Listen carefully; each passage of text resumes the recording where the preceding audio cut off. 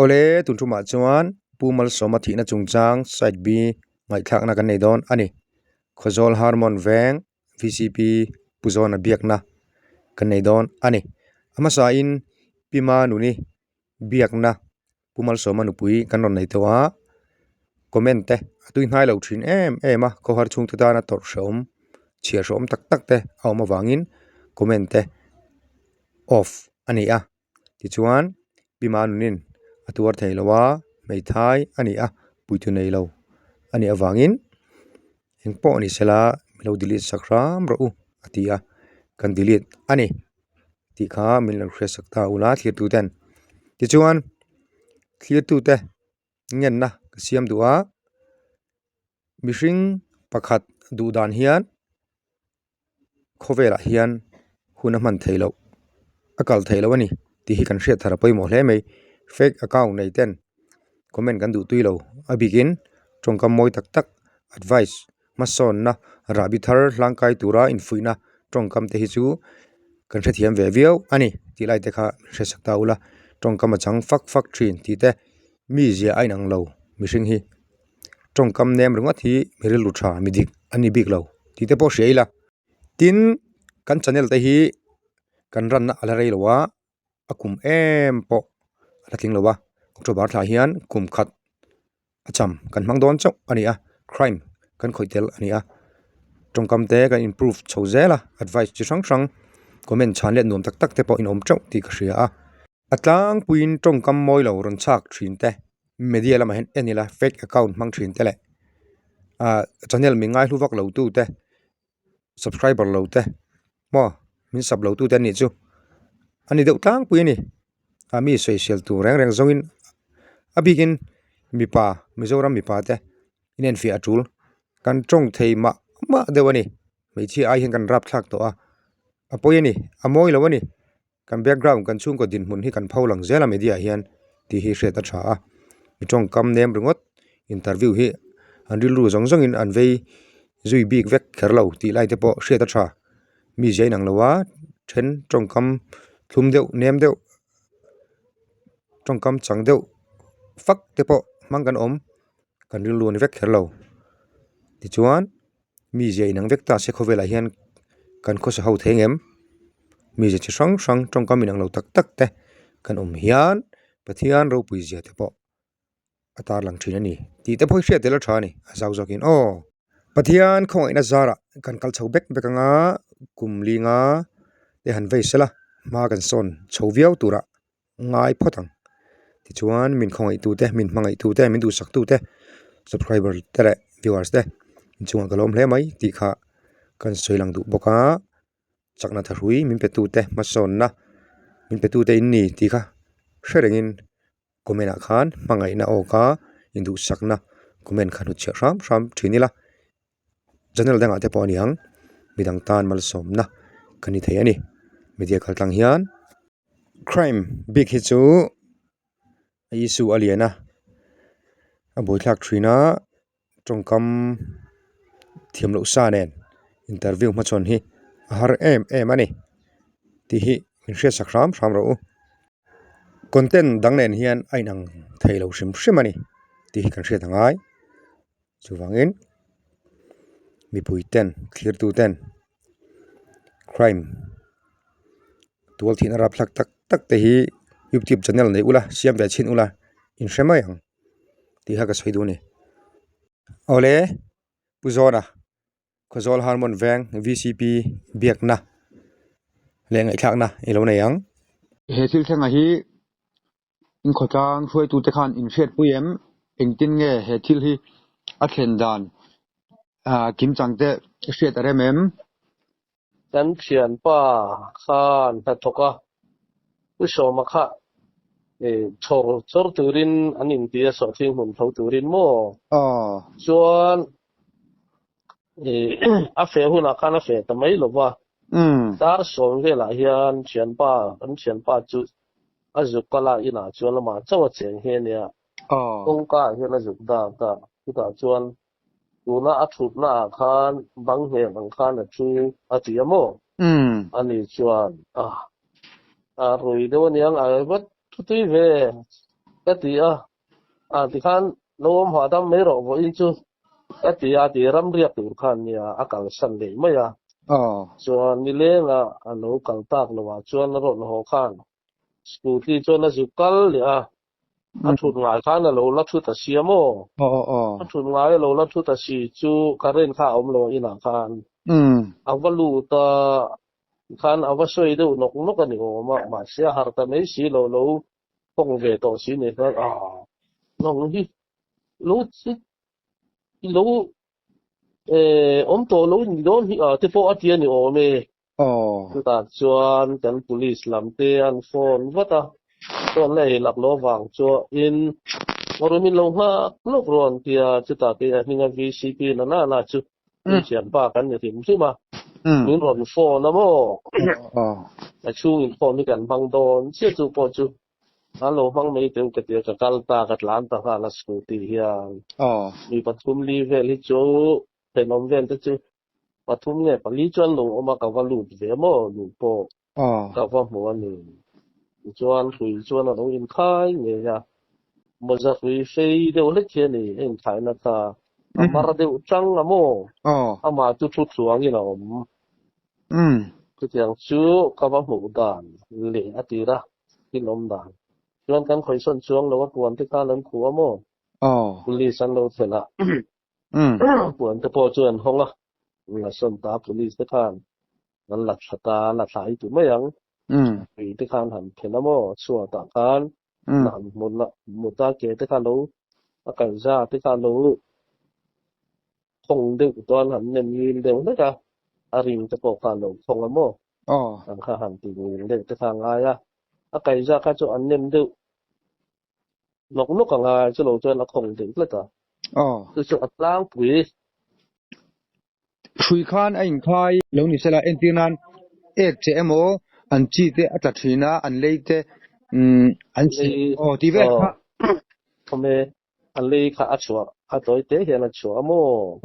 อินไอ้ฝุ่นละค่ะอารินก็อยากเสียดครบมาอินจะเปลี่ยนเป็นคำตากันส่วนจวนโมคดีอันนุ่งลำเตปุลิสกันอัฐมโทษการหันเกวะเกปอจนเกนเวเยลา VCP กันโลเอ็นเวเยลเซนเตียไว้ไม่ฟวยตุกันเป็นบกะ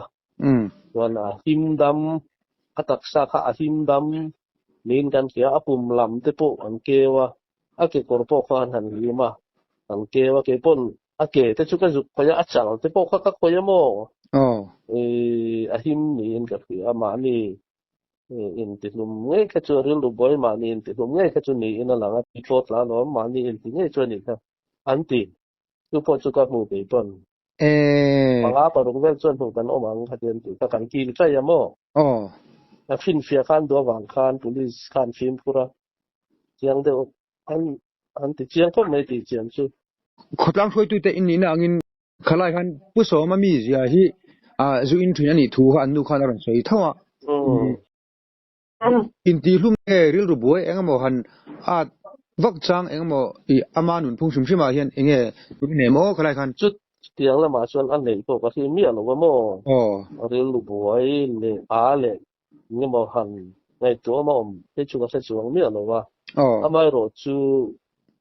zurui te boy le singi rui boy bo te ya mi sing pa ngai mi sel pa ngai tok pa ngai tak po an zu in a zir ten an buai ve te ani po chu tiang chu ani chu ka ti mi alo wa ama ro chu tu na ai ti som la mu ni ti ma yang ai lo atanga lai te a kom sanga hian puman dinga hi oma nimin pon hetila ya BNR GSK building harmona other update ti na mula hian kan duty aron ti ve ni kha zo ta tu ta chuan ya ka sia chian chau ni YouTuber ten an to ma atia enge ani le isia dan re mu dan re katia komanding a chumo puzo te he chu ba thom ka te lo chu wangin atira ke ni ai mu ma sa zo kan ne chung te ma ni people le in ti le hu chu ni ring tin amani in kan ina po lo kala kamang ang ria mai ati so ma chuan puman dinga bula chuan kamangang ria mai alo tia ni o me chu ni mina puman dingan me sila ni min fly to ta ta hian mo chu tiang vel chu ka si ha chu wang tual ti hi chu ke ma mu ta na le tem om bok si lo ni lang hong ka ti han chiang ta kin lo oma ka tiang la ya wa han ke hi chuan aroi boy le nga mo hian ati ve atum lo deng hela lo ti pala ni chu ka ring zo mi ku tuar ni chu ke ma hi chuan ka ring lo en po chu ni sela a in khai na sui kha patling han dol zo ani engem fit nga vel ni sia perek kha inches ni le chan ve vel thing mu ma han kil lu kha ni sia khalai vel kha chip to ki mo khai nol kha ni lo ka mo a in khai da la chu ama kha chua ta khan a thu thuang thei to wa amar ta ri po chu ta han wa na pe ton kan khoi nge amar tang me ri ka khatia in hei entinan sang de okay na le ade phak lo ya nga in khai nol chu ni sala to sa ne mo ma se chu ti nga ni lo a thu thuang thei among khan le du thei reng a video toite a khanin a shui kha achat lai kha toite in min khona mo lai kha enge omzia a kha ka chu an zai chat ni ta alak sak do la zai cha ani lai ka chu mo chu kan om te ka lom oi me soi tu no ma vi si kan oma tin amutu masa om boka tin nei tu chung kwa te po kha an nei tu chung kwa la mi tin me ang chung khat te po kha an local tho mai an om ti chuan an nu pima nu ni nen hian anin than lai tak ani mo nia ma le lo than lai ne a chung le kwa te I aruang lo dap tu te khan achal atukhum adu pa among te aduk ti vela kha thu kha kan lo sia ti khan interview na mo chu kan la ngai cham ya lo mo ama ro chu mo among te po chu ti thai te la chu ka thian pa so ma ka thian pa chuan dar som vela azuk en chuan ram riak turan ya apon thua pon ken vek to ta alo la kal lo wa khan azuk kala ina chuan ta chuan alo thu to ta ma se kum upa ve to lam kum somru pali panga don lai to khan ya lo thim bok si kong ka azuk dak ringot khan ya rui thu de mai me khan nga ya ta khan ma se alo in khai de to kha ani me tlak mai mo rin thu chuan chu wanga mong ta khalo du vek se a om ta lu to kan ni ka ti ni ke chuan kan han zel din mai chuan ka ti nga mo ho kha chuan kan lai lat lo wang lam ni non tu ma khan mi ku tuar le enge mo ani chu kan ring me lo ani chu ina tu khum du ti kha ani an soi thoi kha ka sia ma se police tenge to khana tu khum te ka chuan han ta pa ke chu kan ka dap chia lo tu khum ka chu ma se a khoi te chu kan khoi ve amo nge nge atin pa hian min nei ang renga mo ama hi kan chi pu yan ya mo itin ang chak chuak nam kan ne chak chuak kan ta anin le hi ma po hian min ti pa ma zurui te ka hau ve fo mo chi ti chuan ya chu wang ke ma chuan in rin hel na hi pakhat ma kan e lo alo in aroi lung puam ngai tu ana kal fu lovin lo ti pal ve mai ni in ka fia aba khirin hel tur omin ka khelo ke ma la ba chuan abo dan le chuan mo pu so ma hi khojol di shika khanaron omna ari to re em a champhayan thina mo ei tu na an fa te ri hi kumnga kumruk kum sari vel chuan ni ve tonga anu ne den nei kan veng ni harmon veng nu la nei kan ya mo an tiang vel chu om to ti na chuan ni anu chu kan veng harmon veng ni le sa pa nga hian ya ani chu ma nu ni kha aruang khami in lak thak in ti fel wei me khoi tu ten kha te khotang khoi tu ten in boi pui fel khan ama kha nge thatnan engamo aruang te kha fel fai takin in anti rem ti lai kha theta chawm ve amma chun in tura ngai me ma me ni lo na chung te khan an en bek tu ra kan ngai tin tima nu ni te in puya ruang po an la lu thapa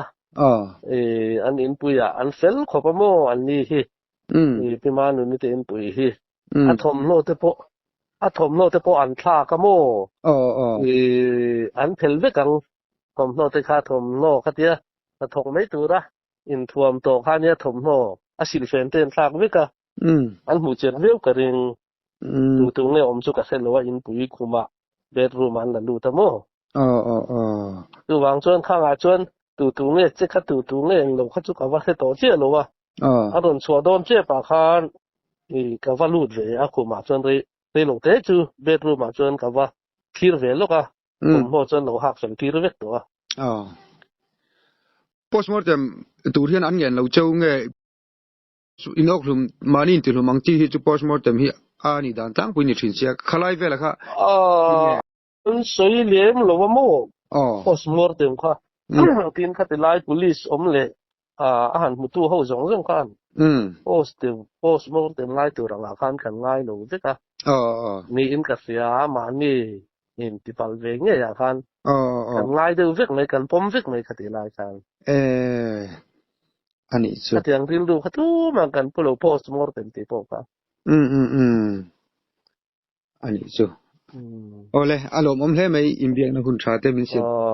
le alom om ni kan mu dan dik tak ke chon ta soi me ni chu mo ole ni akasia dan te ole khati zong kha ania puzona chunga galom hle mai khozol harmon veng VCP ania side B felfai takin country khotlang throi tu te ania until shiat antu shiat hi adik ngei tura ngai ila mizoram mi pui mun sang sang ami ten tlang sang sang ami ten thudik hi kan thelawa amara chu side A le B kan ngai tha ve a pimanunin mi pui trol na tongkam te mi pui hu hang te azolawa nukhong ithla om tak ani awangin content te delete miron dila ka soitongin ka delete ania atulani chuan karon upload le tura ngai ila ingpo chuni sela diknai apoimo kadu bok ani kangaina ani keima ani kan fel kan that kher apoimo lo dikna ngai na thi pathian du zong ani boka ti ha ka soilang du ani